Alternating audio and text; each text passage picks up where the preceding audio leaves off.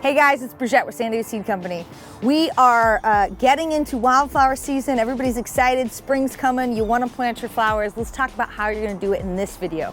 Now before you forget, make sure you hit the subscribe button so that when we put out great content, you know and you get notified. So let's get into it. Wildflowers, we all love them, we want them on our farm, we want them in our garden. How do we do it? Well, there's a lot of different ways you can plant your wildflowers.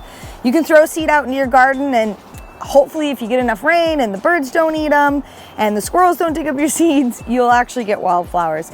For us, we like to be a little more precise, and so we actually plant them in these trays. This is just a simple tray. It's got drain holes here on the bottom. We fill it completely with soil, scatter the seeds inside, and then we have this nice big block of flowers that we can plant out. Now, the benefit of doing it this way is I'm going to ensure that they look gorgeous and they're already nice and big before they go into the garden. Downside of this is that they are a little crowded, which means they're not necessarily going to get as big as if you individually plant each seed, but they're wildflowers. We don't care. We just want beautiful mats of green, and we want them to bloom, seed, reseed, and hopefully grow the next season if we get adequate rain. So I'm going to show you how to plant up something like this. Let's go. All right, so this is our Southwest mix, and as I mentioned, we just seeded it right in here in the greenhouse. Got these nice and big and beautiful. Our options are we can actually just take this whole thing out if we want to and plant the whole thing like this. You can see it's got beautiful root development. Look at that. I can plant the whole thing in the garden. Well, I'm gonna break it up just slightly so that I have kind of chunks, and you'll see,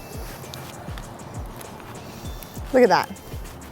Look how gorgeous that is. And I'm just gonna plant this directly in my little wildflower garden I've got going here. I've got some quality soil that I put in. Now we are in Southern California, and so we need some irrigation. So I've got my little irrigation heads in here. And it's as easy as that. I can break it up more if I want. The more I break it up, you know, the smaller the chunks of plants will be, which means they'll have an opportunity to get a little bit bigger. It's important to note that I'm planting this in the cool of the morning in an area that's going to stay relatively shaded, you know, throughout a good portion of the day.